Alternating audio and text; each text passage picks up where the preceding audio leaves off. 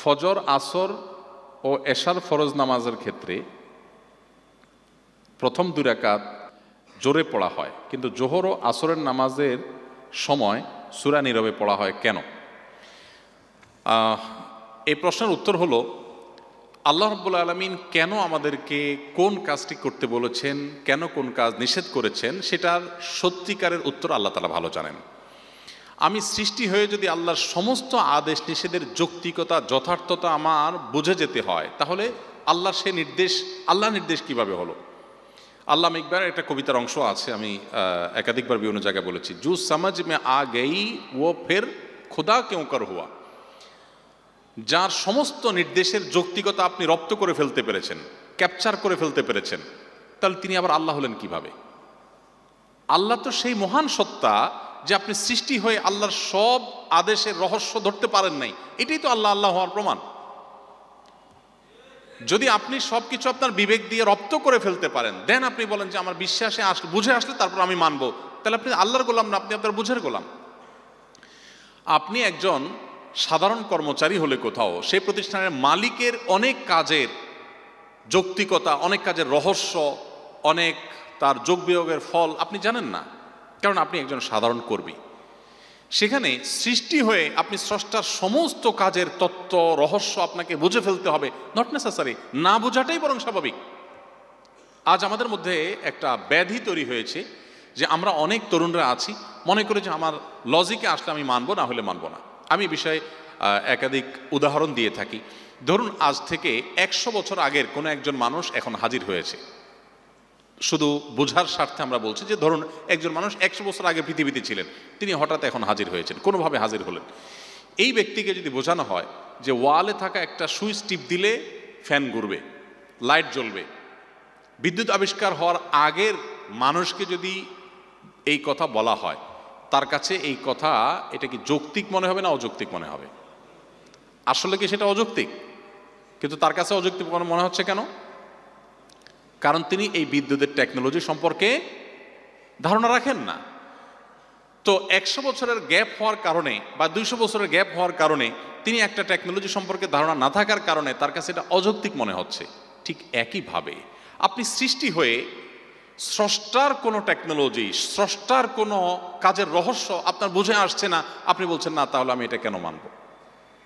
বিষয়টা অনেকটা এরকম। ধরুন, ঢাকা শহরের চারপাশে আমরা, বিশেষ করে পুরান ঢাকা এলাকাতে বিভিন্ন জায়গাতে আমরা দেখি যে প্রচুর পরিমাণ তারের জঞ্জাল ঝুলে আছে। কোনো এক ভদ্রলোক যিনি বিদ্যুৎ সম্পর্কে ধারণা নেই, ও যে 100 বা 150 বছর আগে বিদ্যুৎ আবিষ্কারের আগে পৃথিবীতে ছিলেন, এরকম একজন মানুষ আসলেন। হঠাৎ তিনি এসে দেখলেন যে এত সুন্দর শহর, সব কিছু পরিপাটি, বাট মাথার উপরে যে তারগুলো ঝুলে আছে রাস্তার বিভিন্ন পিলার ধরে, খুব বিশ্রী দেখা যাচ্ছে। তিনি এগুলোর সব জঞ্জাল সরানোর ব্যবস্থা করলেন। খুব ভালো করে এগুলোকে একদম ছিঁড়ে কেটে একেবারে পরিচ্ছন্ন করে ফেললেন।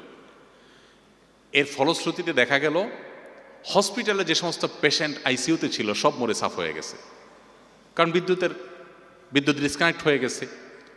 তখন এই ভদ্রলোককে ডেকে যদি মৃত্যুদণ্ড দেওয়া হয়, শাস্তি দেওয়া হয়, সে বলবে আমি তো ভালো কিছু করতে গেছি ভাই, তোমাদের শহরটাকে পরিষ্কার করতে গেছি, আমাকে কেন শাস্তি দিবা?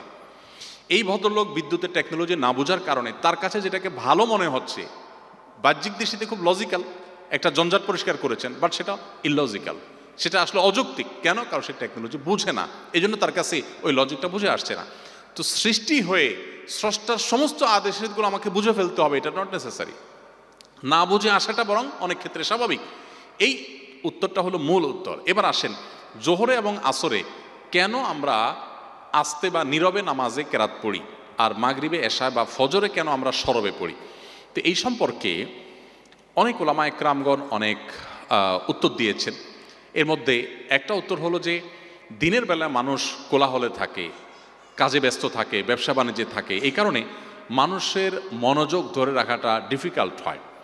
সেজন্য দিনের বেলায় মনে মনে সূরা কেরাত পড়ার নির্দেশ আল্লাহ তাআলা করেছেন, যাতে করে মানুষ তার মনোযোগকে ধরে রাখতে পারে। এবং নীরবে যে কোনো কিছু পাঠ করলে তুলনামূলকভাবে মনোসংযোগ ধরে রাখা সহজ।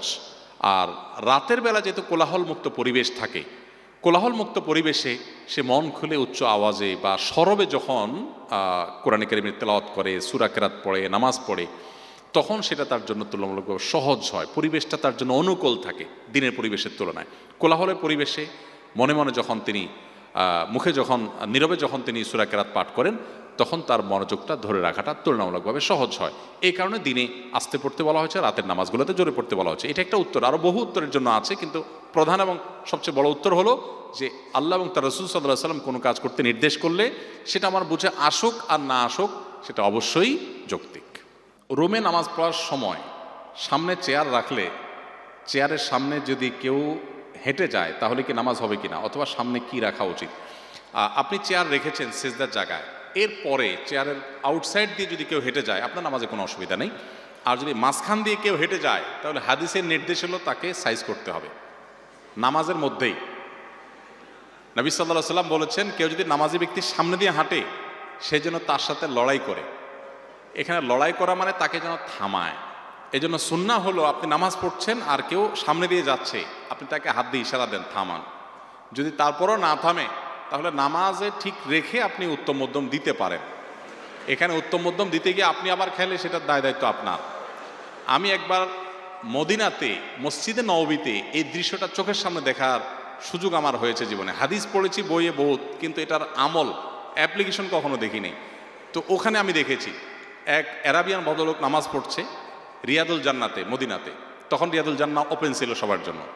তো রিয়াদুল জান্নাতে অনেক ভিড় থাকে, কেউ কোনো দিক খেয়াল করে না। তো এক লোক তার সামনে দিয়ে যেতে নিয়েছে, উনি নামাজে দাঁড়ানো অবস্থাতে এভাবে হাত দিয়ে প্রথমে বাধা দিয়েছেন।